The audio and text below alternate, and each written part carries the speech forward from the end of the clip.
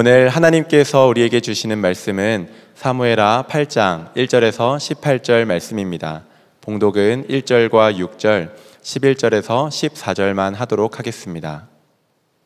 그 뒤에 다윗이 블레셋 사람을 쳐서 그들을 굴복시키고 블레셋 사람의 손에서 메대간마를 빼앗았다.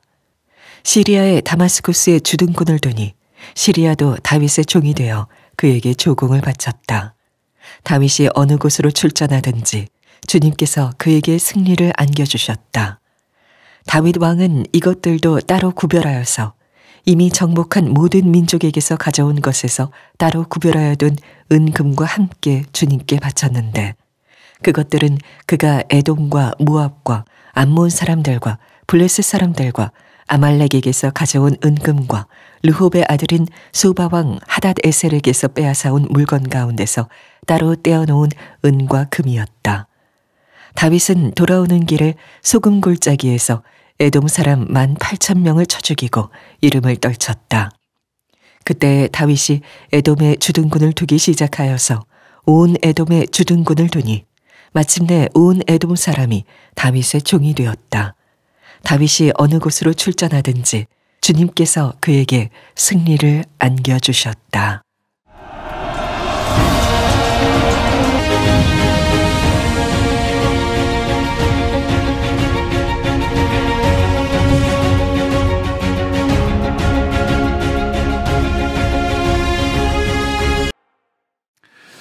네, 사무엘하 하나님 나라를 세우는 사람 10번째 시간입니다. 내 안에 견고한 진을 무너뜨리라 라는 제목의 말씀을 나누도록 하겠습니다. 지난 4월 4일 금요일에 대통령 탄핵 선고가 있었습니다. 재판관 전원 일치 8대0 대통령이 파면되었습니다. 한쪽에서는 만세를 부르며 기뻐하였고 또 다른 한쪽에서는 침통함을 넘어 오열하기도 했습니다. 그러나 정치적 입장을 떠나 우리가 분명히 기억해야 할 것이 있는데 이 나라와 이 땅을 진정 통치하시는 분은 우리 주 하나님이십니다. 그분이 우리의 진정한 왕이십니다. 주님께서 모든 만물을 공의로 다스리시고 주권적으로 통치하십니다. 우리가 함께 기도했습니다. 새벽에도 저녁에도 비상시국 기도회에서도 금요일에도 매일같이 기도했고 모든 것을 주님께서 들으셨고 주님의 섭리 가운데 이루셨음을 우리가 믿기 때문에 모든 결과가 주님의 뜻 안에 있음을 우리는 경건히 받아들여야 할 것입니다. 지난 수개월간 대통령을 비롯하여 국무총리와 각 처의 장관들을 비롯해서 많은 분들이 부재한 가운데 우리는 지내왔습니다. 무안공항 안타까운 사고가 있었고 경남에 화재가 있었고 그 아픔은 현재 진행형입니다. 더 이상 국정 공백으로 인하여 또한 국민이 갈라지는 그런 일이 혼란이 있어서는 안 될 것입니다. 그래서 우리 온 국민들이 정치적 견해를 초월하여서 헌법재판소의 판결을 수용하고 교회는 국민화합과 통합을 위하여 하나님 나라가 이 땅 가운데 임하는 데에 맡겨진 그 사명을 소명을 엄중히 감당해야 할 것입니다. 이제 60일 이내에 새로운 대통령 이제 선거가 또한 치러지게 될 것입니다. 우리가 기도할 때에 하나님을 경외하며 두려워하며 하나님을 사랑하고 정말 하나님의 백성들, 이 땅의 백성들을 위하여 통치할 수 있는, 정치할 수 있는 그런 공평과 의로 통치하는 하나님의 마음에 맞는 지도자가 선출될 수 있도록 여러분 기도해 주시고 깨어서 계속 마음을 모아 주시기를 부탁을 드립니다. 오늘 우리가 살펴볼 이 사무엘하 8장엔 보면 다윗의 총체적인 승리가 기록되어 있습니다. 다윗이 이겼는데 완전한 승리를 거둡니다. 동쪽으로는 모압에게서 승리를 거두고 서쪽에서는 블레셋에게 승리를 거두고 북쪽으로는 시리아에게서 남동쪽에는 에돔에게서 동서남북 어디를 가든지 승리하는 그 승리가 오늘 기록이 되어 있어요. 하나님의 나라가 확장이 되고 있다는 겁니다. 동서남북 지경이 넓어지고 있다는 겁니다. 그것을 오늘 본문은 기록하고 있는데요. 사실 이 다윗의 승리는 창세기 15장에 하나님께서 아브라함에게 약속하셨던 그 약속의 성취를 의미합니다. 그때 뭐라고 말씀하셨냐면 15장 18절입니다. 바로 그날 주님께서 아브라함과 언약을 세우시고 말씀하셨다. 내가 이 땅을 이집트 강가에서 큰 강 유프라테스 바로 북쪽에 있는 시리아 땅까지 이르기까지 너의 자손에게 준다라고 약속하셨어요. 그 전에 13장에서는 동서남북을 봐라, 보이는 이 땅을 너에게 줄 것이야. 그 약속은 여호수아 때 이루어졌고 이제 이 15장의 약속은 다윗의 때 와서야 이루어지게 되죠. 무려 이 창세기 15장 이후에 1000년이 흐른 뒤입니다. 1000년이 흐르긴 했지만 하나님은 약속을 잊지 않으셨어요. 하나님은 우리를 향한 그 약속을 잊지 않으셨습니다. 그리고 하나님은 때가 되시면 그 약속을 반드시 이루시는 신실하신 하나님이십니다. 물론 이제 이 말씀을 묵상하다 보면 목사님 1000년이면요 우린 죽습니다. 100년도 못 사는데 어떻게 1000년을 기다립니까? 아마 그렇게 얘기하실 거예요. 근데 하나님의 시간과 우리의 시간은 다르다는 거죠.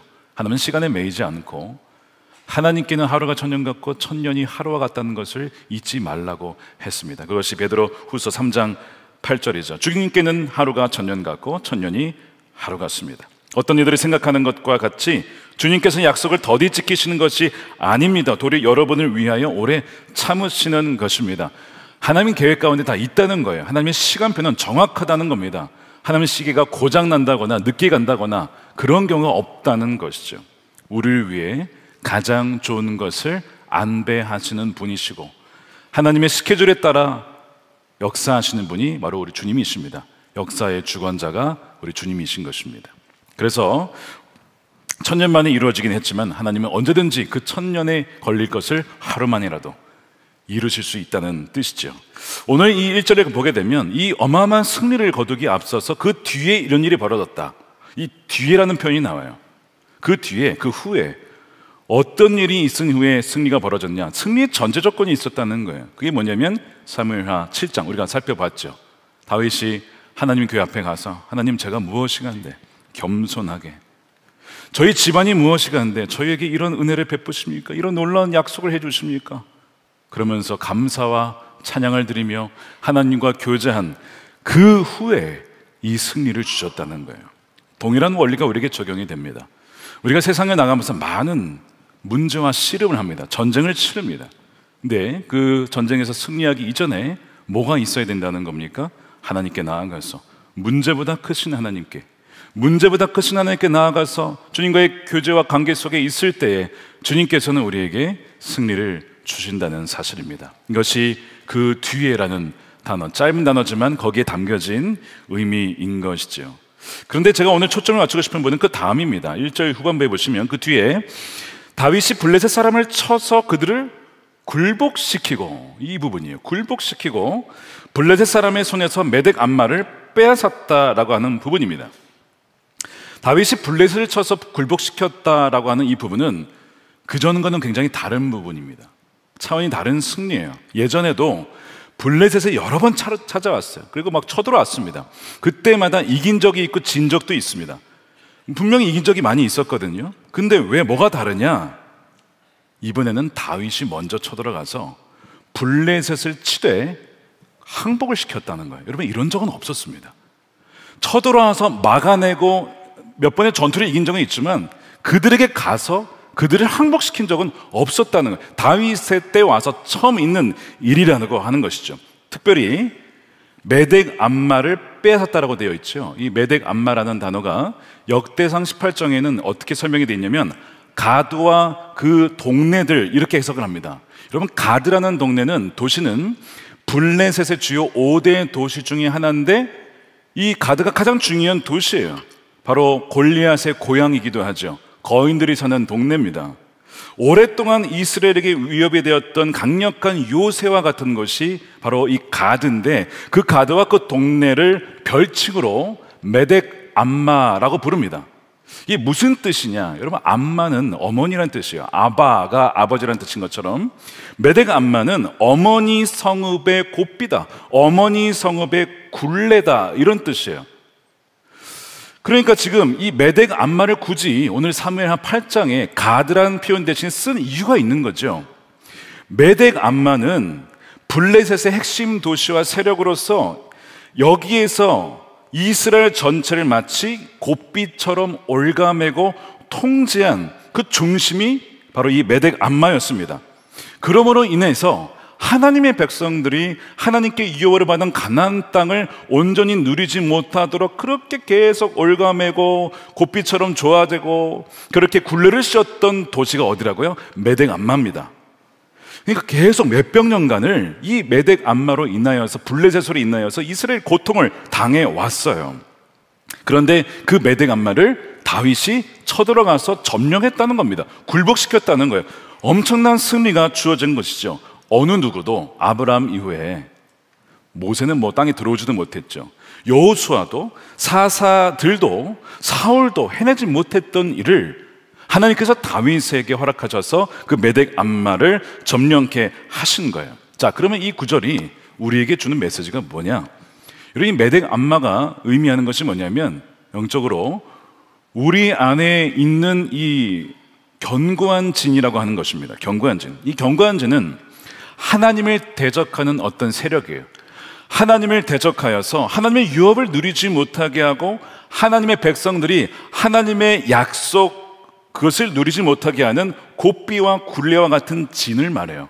그래서 이것을 고린도 후서 10장 4절에는 이렇게 표현을 하죠. 우리 싸우는 무기는 육신에 속한 것이 아니요 오직 어떤 견고한 진도, 이 견고한 진, 이 스트롱홀드라고 하는 이 견고한 진도 무너뜨리는 하나님의 능력이다. 이거 무너뜨려야 된다는 거예요. 마치 적이 우리 영혼 안에 침투하여 거점을 잡고 우리가 하나님 말씀대로 살아가지 못하고 약속의 유업을 누리지 못하도록 하는 그 어떤 것, 그것이 우리 안에 견고한 진이라고 하는 거예요. 그것이 오랫동안 이스라엘을 괴롭혔던 블레셋일 수도 있고, 가까운 관계 속에서 나타난 모압 같을 수도 있고, 또한 세상의 강력한 유혹을 상징하는 시리아일 수도 있고, 또한 갑자기 막 예상치 못한 곳에서 불쑥 나타나는 에돔과 같은 사건과 어떤 죄와 유혹을 통해서 우리의 삶을 뒤흔드는 그런 견고한 진이 있다는 거예요. 그 중에서도 오랜 시간 동안 나를 괴롭혀온 그 메덱 암마가 있다는 겁니다. 예를 들면 이런 거예요. 여러분,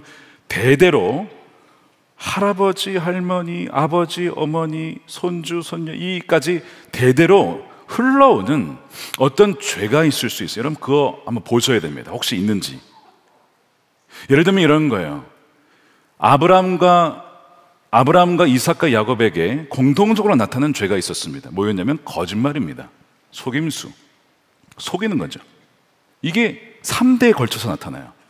그리고 편애하는 거, 뭐 아들만 이뻐한다거나 이런 식으로 누구만 특정으로 예뻐해서 형제들이 시기하게, 이게 3대에 걸쳐 나타나거든요. 대를 잇는 거예요. 아마 아버지를 보면서 자기도 아들도 배운 게 아닌가. 그리고 손주도 배우는 것이죠. 늘 그렇게 해왔으니까. 근데 이게 얼마나 이 가정을 힘들게 만들었습니까? 이것 때문에 그 형제들이 분열을 했잖아요. 요셉의 형들이 요셉을 싫어했잖아요. 뭐 이런 식으로 야곱과 에서가 싸우잖아요. 이런 일들이 벌어진다는 거예요. 그러니까 어떤 사람은 이 혈기일 수도 있어요. 대대로 흐르는 혈기가 있어요. 분노가 있어요. 그리고 욕설일 수도 있어요. 가정폭력일 수 있어요. 너무나 안타까운 일이죠. 근데 이것이 집안의 견고한 진, 즉 메덱 암마가 되어서 그 사람만이 아니라 이게 대를 걸쳐서 괴롭히는, 하나님의 백성임에도 불구하고 그 하나님의 약속을 누리지 못하게 만드는 정말 끈질긴 강력한 요새와 같은 그 세력이 있다는 거죠. 어떤 사람은 누군가를 미워해서 용서하지 못하는 마음이 곪고 골마서 이제는 누구를 봐도 미워하고 사람을 못 믿게 되어지고 부정적인 어떤 쓴뿌리가 막 생겨나는 거예요. 어떤 분은 두려움이 있어요. 이것이 심해지면서 근심 걱정이 되면서 이제는 못 믿겠다. 하나님 말씀도 안 믿어져. 이 불신앙이라고 하는 것으로 발전할 수 있습니다. 참 안타까운 이야기가 민수기 13장 14장에 나와요. 하나님이 하나님의 자녀들에게 내가 너희들을 위해서 약속한 땅이 있다. 너희들 거기 갈 거야. 야, 정탐꾼 보내. 그걸 보여줄게. 12명이 갔잖아요. 봤는데 돌아온 다음에 무슨 얘기를 합니까? 10명이 그 땅 우리 못 들어간다. 그들은 거인이고 우리는 메뚜기인데 어떻게 우리가 그 땅을 차지하냐고 막 두려워 떨면서 막 우리는 망했다. 그러니까 막 다들 울고 난리 났잖아요. 우리는 못 들어간다. 망했다. 그러니까 하나님이 너무나 안타까운 거예요. 아니, 내가 주겠다고 했는데 왜 못 믿냐? 아니, 너희가 뭐 다 물리치라고 내가 한다니까. 그래도 못 믿겠다는 거예요. 자, 그러면 너희가 믿는 대로 될 거다. 너희가 못 들어간다고 믿었으니 못 들어간다. 내 귀에 들린 대로 내가 행할 거야. 그래가지고 여호수아 갈렙 외에는 다 못 들어가잖아요. 기가 막힌 일이 벌어져요. 근데 여러분, 이게 우리들한테도 벌어질 수 있다니까요. 계속 부정적인 생각, 안 된다, 실패한다, 너가 뭘 할 수 있냐, 현실을 봐라, 너희가 너무 현실 감각이 없는 거 아니냐, 이런 식으로 계속해서 마귀는 메덱 암마라고 하는 우리 안에 견고한 진을, 이 머릿속에, 생각 속에 부정적인 감정을 통해 그렇게 우리에게 장악을 하고 있다는 거예요. 그래서 하나님이 우리에게 주시고자 하는 행복과, 행복한 가정과 기쁨과 평강과 하나님의 능력, 하나님의 사명을 누리지 못하도록 우리의 삶을 가로막는 이 고삐 역할을, 통제를 하고 있는 거예요. 이 메덱 암마에서 이스라엘을 막 수백 년간 그렇게 해왔거든요. 그러니까 여러분, 우리 안에, 우리 가정에, 우리 집안에 대대로 흐르는 이런 이 메덱 암마와 같은 견고한 진이 무엇인지를 여러분 매일 찾아내셔야 됩니다. 시편 139편의 기자가 이런 얘기를 해요. 하나님, 나를 샅샅이 살펴봐 주십시오. Search me, O God. Search me. 나를 살펴봐 주십시오. 엑스레이 찍어 주십시오. CT 촬영해 주십시오. 제 안에 하나님이 기뻐하지 않는 어떤 영역이 있는지를요. 저를 철저히 시험해 봐 주십시오. 테스트해 주십시오. 제가 나쁜 길을 가는지 그렇지 않은지 나를 살펴봐 주십시오. 저의 지금 가는 이 발걸음, 제가 하는 이 결정이 하나님 미워하시고 싫어하시는 결정은 아닌지, 주님께서 가고자 하는 그 방향과 반대 방향은 아닌지를 하나님 살펴봐 주십시오. 영원한 길로 나를 인도해 주시기를 원합니다. 여러분, 겸손하고 정직해야 이 기도할 수 있습니다. 항상 나는 바른 길 가, 나는 문제 없어, 이게 아니고요. 내가 다른 길을 갈 수도 있어. 나도 사울처럼 주님 해반할지도 몰라. 그러니까 주님, 저를 살펴봐 주십시오. 말씀을 통해 깨달게 해 주십시오. 성령을 통해 알게 해 주십시오. 그렇게 구해야 되는 거예요. 그래서 그렇게 알게 되면요, 그 메덱 암마가 무엇인지 알게 되면 여러분, 그거 가만 놔두면 안 됩니다. 지금까지 수백 년간 이스라엘 백성은요 이렇게 돼 있어요. 맨날 당한 거야. 이 메덱 암마를 중심으로 블레셋 쳐들어오면 그때마다 나가서 싸우고 맞긴 했어요. 근데 이 메덱 암마를 점령할 엄두를 못 내는 거예요. 그냥 우리는 어쩔 수 없이 그렇게 살아야 돼. 수백 년간 여호수아 때부터 못했어. 그런데 우리가 어떻게 이걸 하겠어? 이런 식으로 막 그렇게 부정적인 생각을 막 하는 거죠. 다윗이 주님과의 교제를 통해서 하나님이 이 땅을 주셨는데 계속 괴롭히네 저것이. 그래가지고 저 메덱 암마를 점령해야겠다. 그래 처음으로 가가지고 쳐서 항복을 받고 굴복을 시키고 빼앗았은 거예요. 타협하거나 죄와 공존하는 것을 원치 않았어요. 그래서 그를 무너뜨리게 된 것이죠. 여러분, 히브리서 12장에 너희가 죄와 싸우고 있긴 하지만 피 흘리며 싸우지 않고 있구나. 정말 철저하게 처절하게 싸우지 않고 있다. 그러다가 너희가 죄의 점령을 당할 수 있다. 경고하고 있어요. 죄는 그 모양이라도 버리라고 데살로니가전서 5장, 우리 지난주에 말씀 함께 9절이었죠.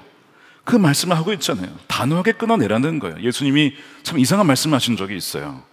너희 눈이 범죄하거든 빼내어 버려라. 두 눈이 성한 채로 있다가 지옥에 가느니 한 눈을 빼고 천국에 가는 게 낫지 않겠냐? 그게 진짜 눈 빼라는 겁니까? 아니죠.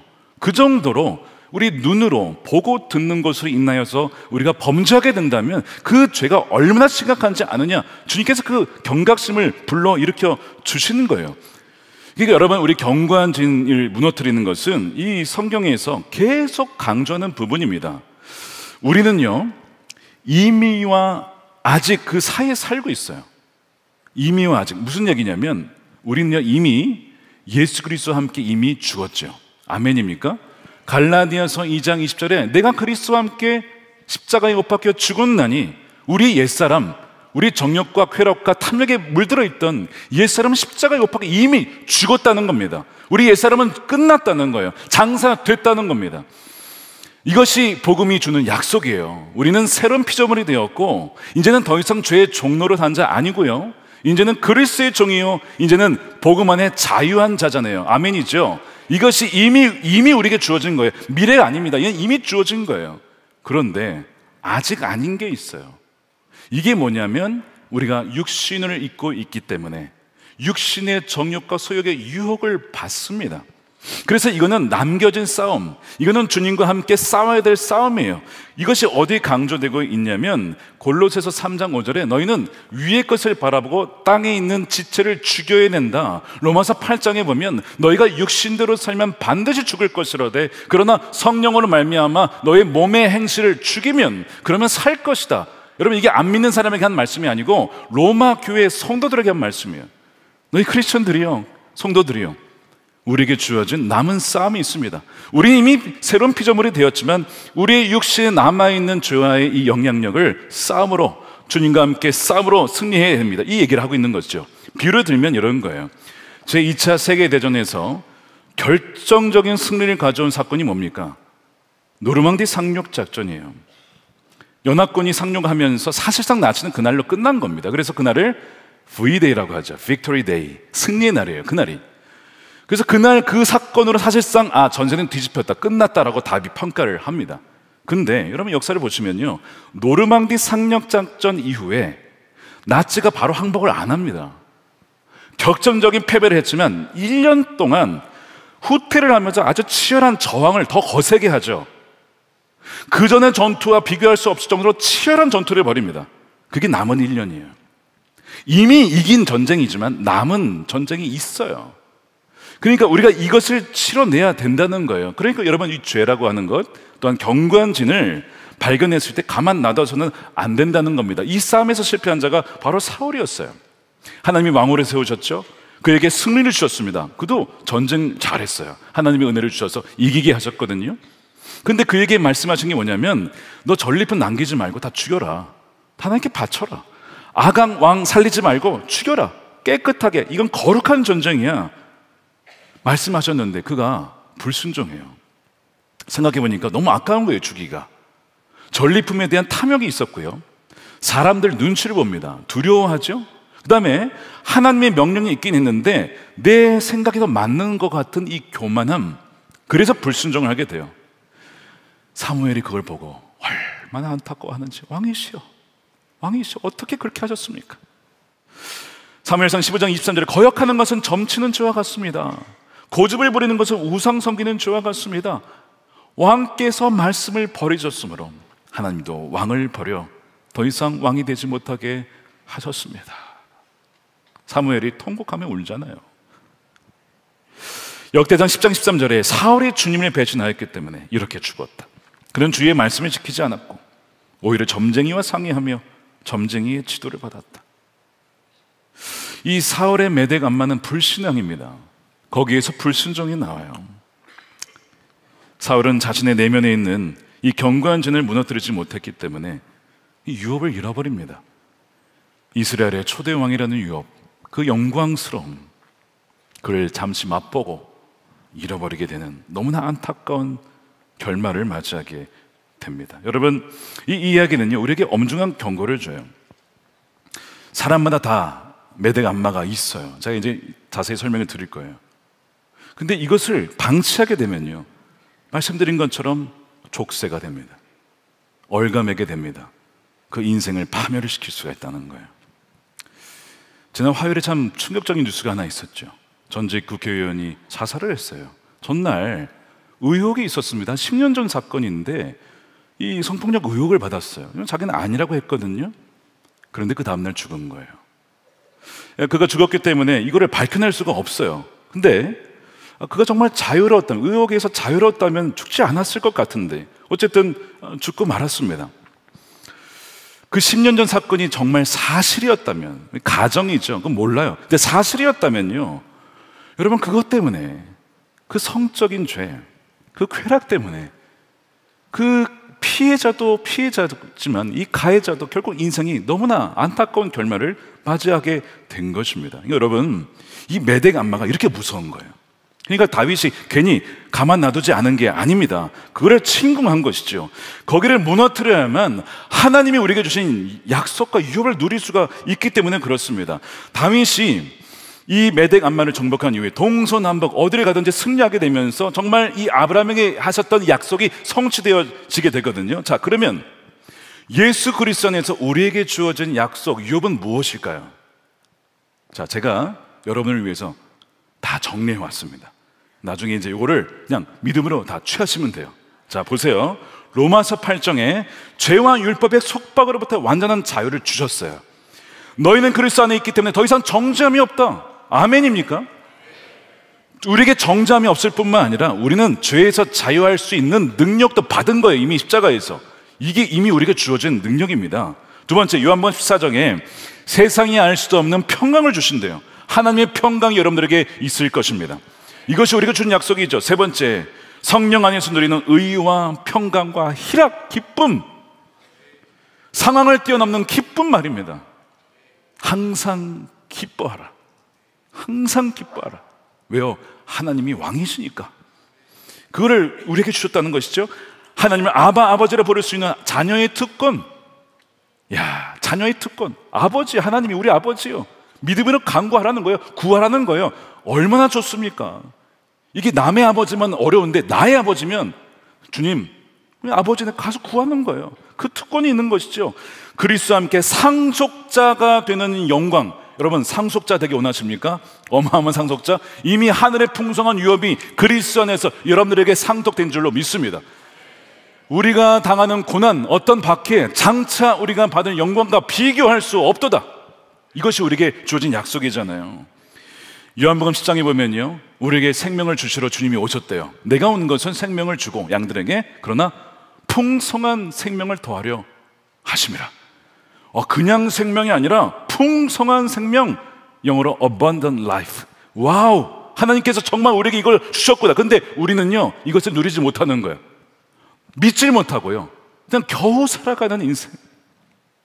왜 그렇죠? 메덱 암마에 의해서 속고 있는 거예요. 고삐가 지어져 있는 거예요. 족쇄가 채워져 있는 거예요. 에베소 2장에 보면 어떤 약속이 있습니까? 하나님 각자에게 주신 은사와 고유한 달란트가 있어요. 여러분, 다 다르게 지어졌어요. 얼굴도 다 다르게 생겼죠. 은사도 다르죠. 달란트도 다르죠.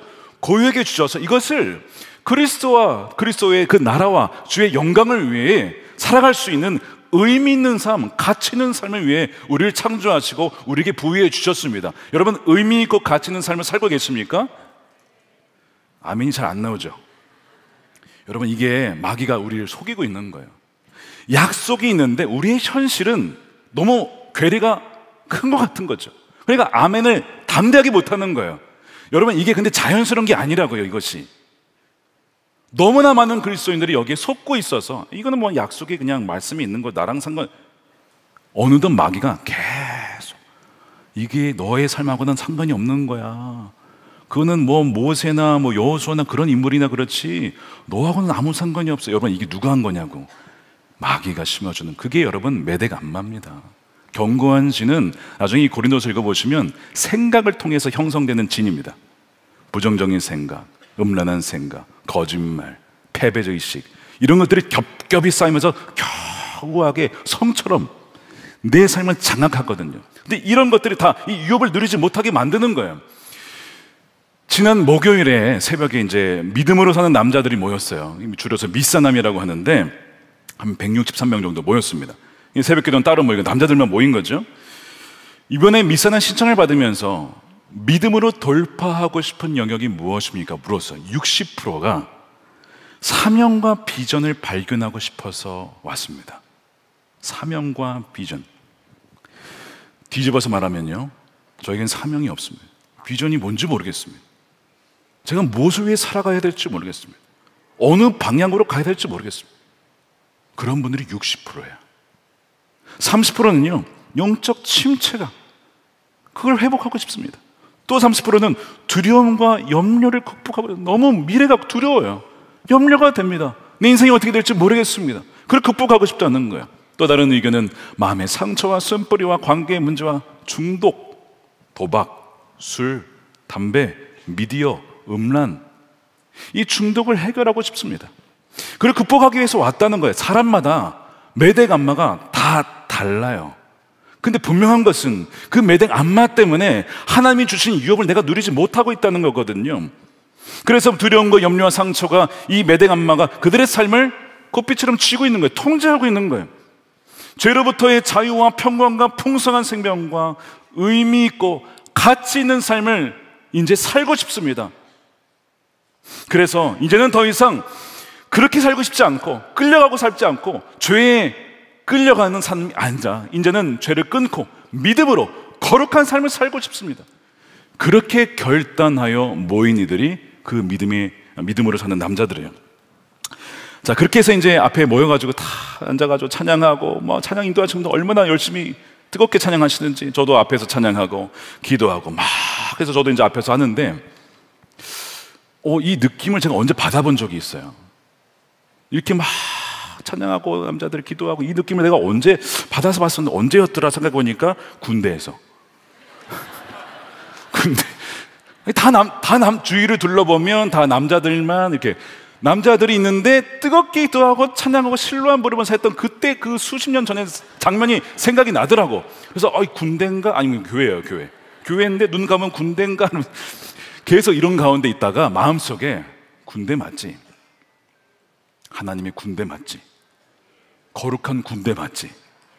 더 이상 메대감마 블레셋에 끌려가는 삶, 질질 죄의 종로로 사는 인생 살고 싶지 않아서 이제는 그리스도의 군사답게 거룩한 남자답게 살아가려고 결단한 하나님의 군대 맞지? 아멘. 주님 그렇습니다. 믿음대로 될 것입니다. 그렇게 저도 막 그냥 말씀 전하고 그 다음에 이제 그 미사는 구호가 있어요. 제가 해볼게요. 이런 겁니다. 내가 믿음으로 살면 가정이 회복된다. 내가 믿음으로 살면 일터가 회복된다.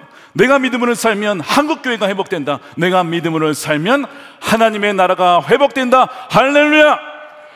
그러냐 막 남자들이 와 블레셋 어디 갔어 하면서 이게 막 어마어마해. 막 진짜 다 때려 죽일 것 같아. 막 이 죄를 그냥 완전히 그냥 찢어가지고 그냥 그런 마음이 막 들더라고요. 그래서 와 그 새벽에 와 너무 희망적이더라고.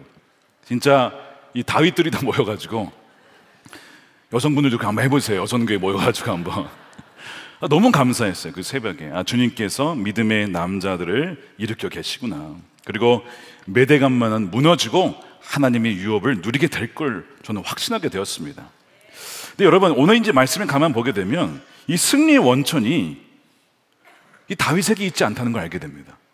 다윗이 뭐 군사가 많아서 뭐 최첨단 무기가 있어서 여러분 그렇지 않아요. 오늘 말씀은 다윗의 승리를 기록하지만 주가 누군지를 분명히 하고 있어요.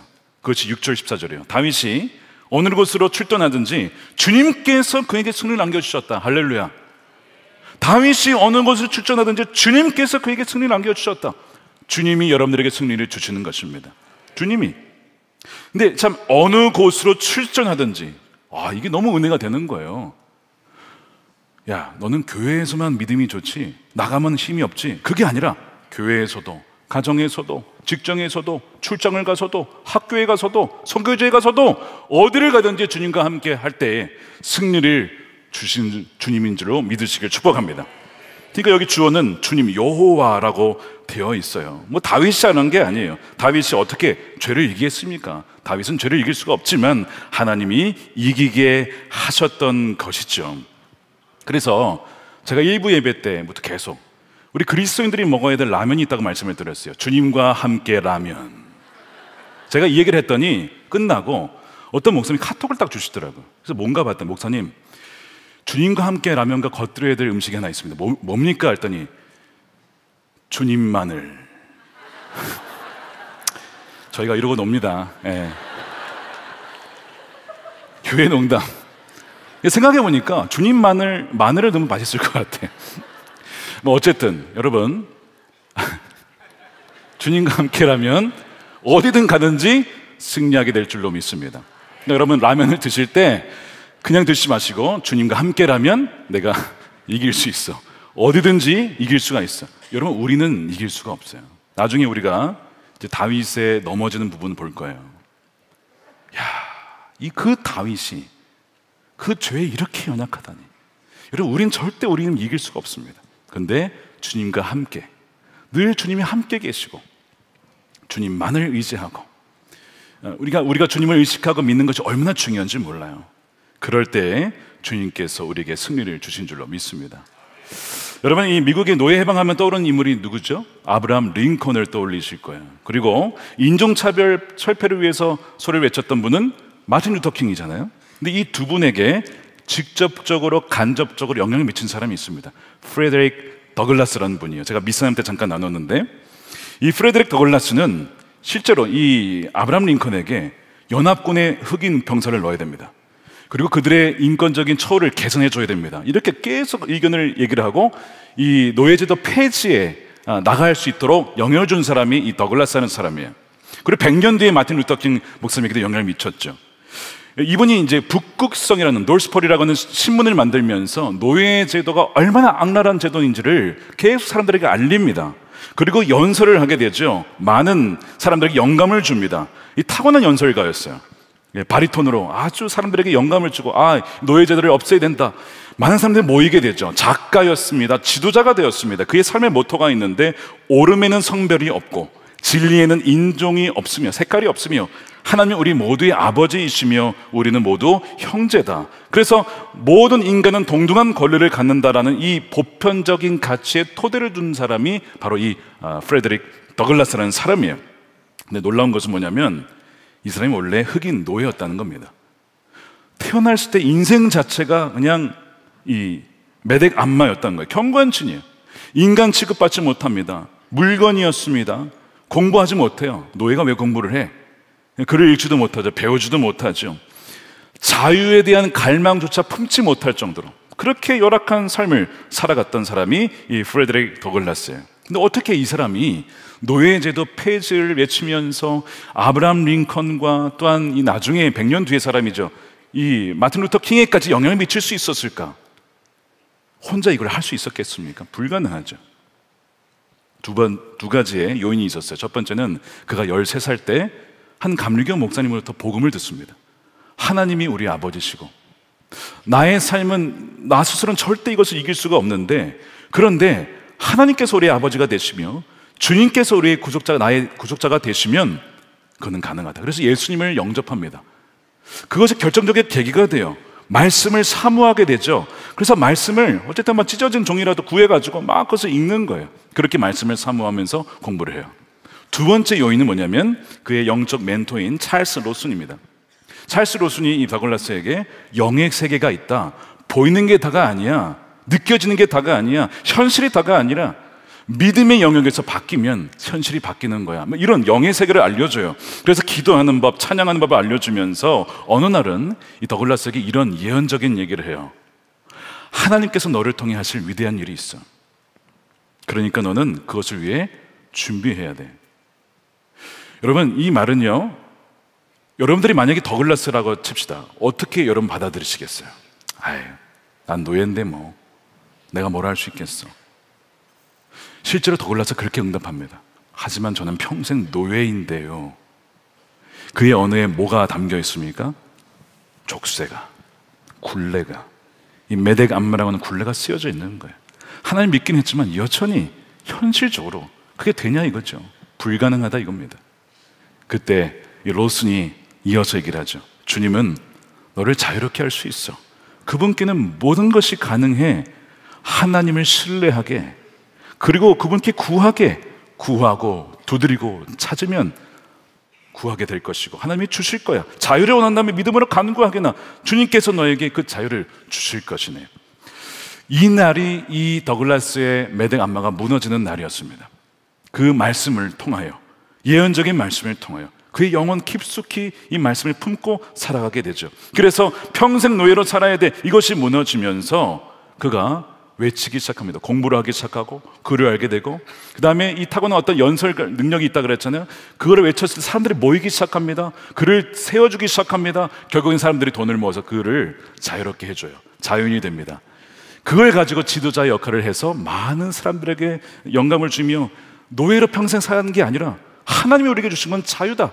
이것을 계속 선포하게 되면서 아브라함 링컨에도 영향을 미치고 마틴 루터 킹 목사님 나중에도 영향을 미치는 그런 사람이 되게 돼요. 여러분, 혹시 여러분들 중에 나는 노예인데 뭐 이런 비슷한 생각, 나의 현실은 그렇지 못하는데 뭐, 여러분 그것이 무너져야 됩니다. 주님과 함께라면, 주님이 함께 하신다면 주님 내게 능력을 주신다면 내가 모든 것을 할 수 있다. 그 믿음으로 여러분 선포하시기를 축복합니다. 오늘 1절에 보니까 다윗이 블레셋 사람을 쳐서 굴복시키고 한 번도 그런 적이 없었어요. 근데 왜 안 돼? 왜 안 되냐고. 다윗이 거기에 도전했죠. 그리고 굴복시켰어요. 블레셋 사람의 손에서 메대간말을 한 번도 빼앗았어요. 더 이상 괴롭히지 않습니다. 다윗이 어느 곳에 가든지 주님께서 그에게 승리를 안겨주셨다. 다윗이 그 승리의 원인, 모든 공로를 주님께 드리며 구별하여 은과 금을 주님께 드리잖아요. 하나님이 하셨습니다. 하나님이 하셨습니다. 주님이 나를 통해 하셨습니다. 여러분, 이 오늘의 말씀이 다윗만의 이야기가 아니라, 더글라스만의 이야기가 아니라 예수 그리스도 안에서 우리에게 모두에게 주어진 놀라운 약속인 줄로 믿으시길 축복합니다. 승리가 우리에게 이미 예수 그리스도 안에 십자가에서 주어졌습니다. 실패하는 인생, 맨날 지는 인생이 아니라 이제는 주 안에 승리하는 인생, 죄를 이기는 인생, 이제는 죄를 제압하고 굴복시키는 인생으로 하나님이 주신 유업을 누리며 살아가는 하나님의 존귀한 백성들이 되시기를 주님의 이름으로 축원드립니다. 우리 함께 성찬을 받기 위해 기도하겠습니다. 여러분, 이 성찬, 우리 성찬을 받아 기억하십시오. 우리가 그리스도와 함께 연합되었다는 거예요. 이건 놀라운 비밀입니다. 주님과 하나 되었다는 것, 예수님의 생명이 나의 것이 되고, 예수님의 능력이 나의 것이 되고, 예수님의 승리가 나의 것이 되었다는 것입니다. 먼 미래가 아닙니다. 그리스도 안에서 우리에게 이미 주어진 것입니다. 오늘 우리가 성찬을 받을 때, 떡과 포도주를 마실 때 내 안에 주님이 계시고 주님 안에 내가 있음을 믿으며 이제는 정말 메대간말을 무너뜨리고 경건전을 무너뜨리고 주님이 주신 유업을 누리며 살아가는 존귀한 주의 자녀로 살아가게 하여 주시옵소서. 우리 함께 기도함으로 우리 성찬을 받도록 하겠습니다.